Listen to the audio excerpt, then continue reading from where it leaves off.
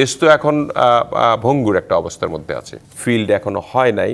আমি মনে করি না মানে কি করলে তারা মনে করবেন যে লেভেল প্লেইং ফিল্ড হবে। এনসিপি এবং জামাত তারা দুটি দলই বলার চেষ্টা করছে যে কোনোভাবেই আসলে নির্বাচনের লেভেল প্লেইং ফিল্ড তৈরি হয়নি। আজকেও এসিকে জামায়াত অভিযোগ করেছে নির্বাচনে লেভেল প্লেইং ফিল্ড নেই। এনসিপি নেতা সার্জিস আলম তিনিও বলেছেন লেভেল প্লেইং ফিল্ড নেই। তাহলে এই সময়টাতে বিএনপি কেন মনে করছে লেভেল প্লেইং ফিল্ড আছে? আমাদের প্রস্তুতি চলছে এবং আগামী দিন ঘোষণা হচ্ছে তফসিল, এবং তফসিল ঘোষণার পর নির্বাচন হবে। নির্বাচনের প্রায় 2 মাস পরে তফসিল ঘোষণার পরে হবে আর কি। আসলে একজাক্টলি 2 মাস হতে হবে না, কারণ কালকে তো 11 তারিখ, 2 মাস হলে 11ই ফেব্রুয়ারি হবে বা 10ই ফেব্রুয়ারি হবে, যদি 31 মাস হয় জানুয়ারি, তাই হবে 10 তারিখ হবে আর কি। 2 মাস, প্রায় 2 মাস। সেখানে আমাদের কিন্তু আমরা প্রস্তুত করতেছি এইভাবে নিজেদেরকে, যদি আমাদেরকে সরকারে বসায় জনগণ ভোট দিয়ে আমরা যদি পাশ করতে পারি, তাহলে দেশ গড়ার পরিকল্পনা নিয়ে আমাদের কাজ চলছে। আমাদের সকল পরিকল্পনা প্রায় প্রত্যেক দিন আমাদের ভারপ্রাপ্ত চেয়ারম্যান জনাব তারেক রহমান তিনি আমাদেরকে দেশকে কিভাবে গড়তে হবে, কি করলে পরে দেশকে পুনর্গঠন করা যাবে, কৃষক থেকে আরম্ভ করে ফ্যামিলি কার্ড থেকে আরম্ভ করে কীভাবে স্বাস্থ্যসেবা দেওয়া যাবে, এগুলি নিয়ে কিন্তু আমাদের আলোচনা চলছে এবং পলিসি ভিত্তিক কাজগুলি চলছে। তো আমরা প্রস্তুত রয়েছি যে নির্বাচন হলে যাতে করে যদি আমরা সরকারে আসি, আমরা যদি জনগণ যদি আমাদের সরকারে বসান, তাহলে যাতে আমরা এই পরিকল্পনাগুলো বাস্তবায়ন করে দেশটাকে সত্যিকার অর্থে পুনর্গঠন করতে পারি আর কি। দেশ তো এখন ভঙ্গুর একটা অবস্থার মধ্যে আছে। তো নতুন এবং ফিরে আসা গ্রাহকদের জন্য নগদে চলছে ক্যাশব্যাক সহ প্রতিদিন হাজারো উপহার জেতার সুযোগ। হবে আশা আর ফেরা, সারপ্রাইজ সেরা। তো সেই কারণে আমাদের এই পরিকল্পনা নিয়ে আমরা ব্যস্ত এখন।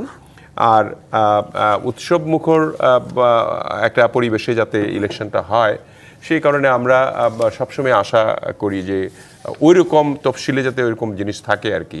যেমন ধরেন একেবারে যদি সাদামাটা হয় যে কোনো মিছিল নিয়ে বা উৎসব মুখর অবস্থায় কেউ যায় নমিনেশন পেপার সাবমিশন করতে পারবে না, বা কেউ কোনো সভা সমাবেশ করতে পারবে না, অথবা ধরেন কোনো একটা মিছিল করতে পারবে না, কেউ একটু জাঁকজমকভাবে একটা নিয়ে আলোচনা করতে পারবে না, একটা সভা করতে পারবে না, তাহলে কিন্তু আবার এটা খুব উৎসব মুখর হবে না। অনেক দিন মানুষ ভোট দিতে পারে না। যদি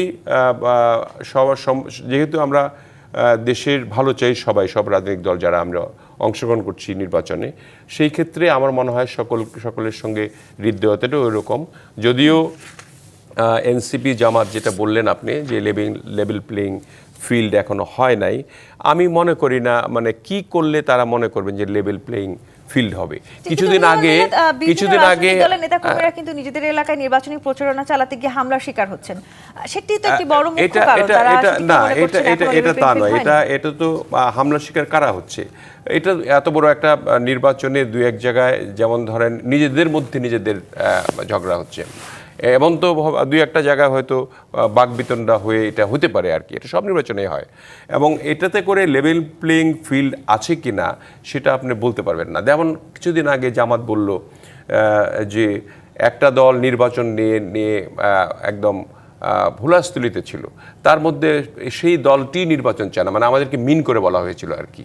কারণ আমরা একটু ব্যস্ত ছিলাম ম্যাডামের শারীরিক অসুস্থতা নিয়ে, সেই কারণে সেই অসুস্থতার প্রেক্ষিতে তারা মনে করেছে আমরা বোধহয় নির্বাচন পিছাতে চাই।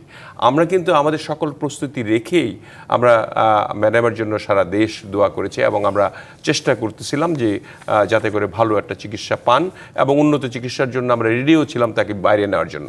আল্লাহর রহমতে তিনি যেহেতু আস্তে আস্তে রিকভার করছেন, সেই জন্য হয়তো এখানে রেখেই, যেহেতু প্রত্যেক দিন একটা মেডিকেল বোর্ড হয় এবং সেই মেডিকেল বোর্ডে আপনার বাইরের বিশেষজ্ঞরা যুক্ত থাকেন, এবং এখানে জনাব তারেক রহমান সাহেবের সহধর্মিণী ডক্টর জুবাইদুর রহমান তিনি তদারকি করেন, সেক্ষেত্রে জুমেই কিন্তু সকল চিকিৎসাগুলি দেওয়া হচ্ছে। সো এই চিকিৎসাতে যেহেতু উন্নতি লাভ করছেন, সেক্ষেত্রে আমাদের মনে হয় যে আল্লাহ যদি রহম করেন, তাহলে নির্বাচন, তিনি অসুস্থ থাকলেও তার তো 3টি আসন রয়েছে।